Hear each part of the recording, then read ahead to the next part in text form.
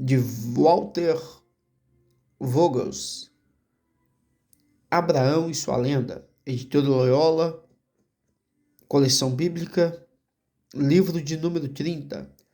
Tá aí, uma obra fantástica para quem quer conhecer mais sobre o ciclo de Abraão. Essa obra ela não pode faltar na sua biblioteca, né? Na capa ele apresenta o mapa da Mesopotâmia antiga, né? Da antiga Mesopotâmia. É um livro acadêmico, embora acadêmico de uma linguagem macia, uma linguagem bem receptível, né, ao público leigo. Uma leitura fantástica, uma leitura que se preocupa com os principais debates que giram em torno, né, da pessoa do patriarca Abraão, né, uma obra maravilhosa, como na parte 1 do livro, né, ele inteiramente vai tratar das questões debatidas na academia a respeito desse personagem fascinante, né, chamado Abraão. Ele vai tratar, né, para quem já ouviu falar ou para quem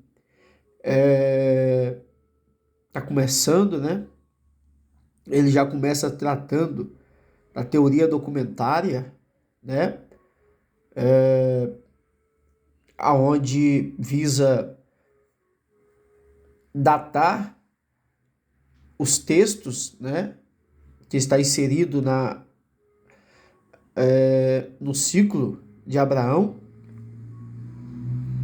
E ele finaliza aqui nesse tópico da questão literária com a unidade do texto, né, com a unidade do texto, né, fazendo uma crítica a essa teoria documentária, né. Ele entra nas questões históricas também, tentando localizar um período histórico, né, em qual período da história Abraão ele viveu, né? Esse tópico da arqueologia, né, socorrendo a história extraordinária, pois os críticos eles colocam os textos de Abraão no período da monarquia, mas é interessante que ainda que esses textos eles foram escritos, né, a conforme a proposta do livro, ainda que eles foram escritos na época ali dos reis, né, século 5, 6, né, a arqueologia mostra que o estilo que Abraão vivia era o estilo de um homem, né, da Mesopotâmia antiga, né?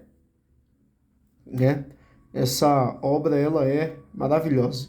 Na parte 2, ele começa fazendo uma releitura, né, da história de Abraão, ou do ciclo de Abraão, né? Ele começa com abertura, um novo começo, a partir do capítulo de número 12, e ele vai até o capítulo 25, né, com a morte de Abraão, né, com a morte de Abraão. E é interessante que ele vai fazer uma leitura bastante minuciosa. Por exemplo, quando Abraão, nós costumeiramente, quando lemos o ciclo de Abraão, nós embelezamos aquele texto, mas o Walter Vogels, ele acaba citando algo que eu ainda não tinha percebido, né? Que é quando Abraão ele sai, o texto é enfático em dizer após a exposição de Deus a respeito do que Deus tinha para ele, o texto diz que ele toma Sara e seu sobrinho Ló, né, e parte, e sem consentimento, ou seja, de Sara ainda Sarai, né? Ele parte para uma terra que ele nem sabia a direção. E quando ele chega lá, uma fome, né? Afeta ali aquela região e ele vai frisar algo interessante, que até aquele momento Sara não fala, né?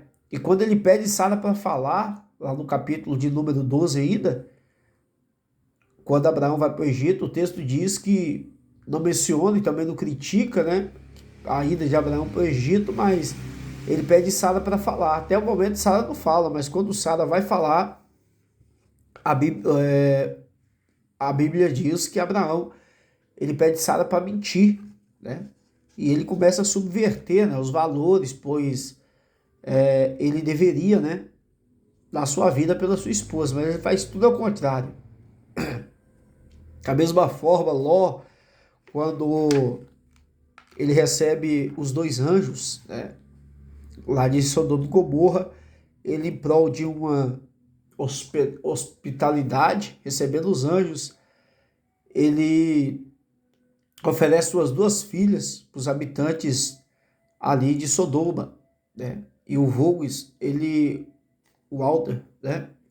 O Voges, ele acaba frisando algo que eu também não tinha percebido, que é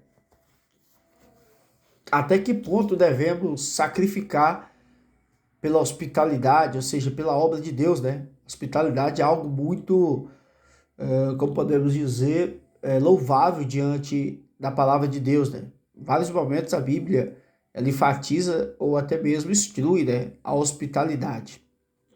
Mas Ló, ele, em prol dessa hospitalidade, ele acaba, ele acaba dando as suas filhas, né? Será que essa atitude foi louvável diante de Deus? E o Walter, ele frisa isso. É uma obra interessante que não pode faltar na sua estante, né? Para você estudante da palavra de Deus, tá aí. Abraão e sua lenda, de Walter Voges, né? Da editora Loyola, coleção bíblica, livro de número 30. Tá aí indicação, um livro barato, poucas páginas, 180 páginas, a obra, dá para ler em pouco mais de um mês. Maravilhosa obra, né? Que Deus abençoe e a paz do Senhor Jesus. Tá aí essa indicação.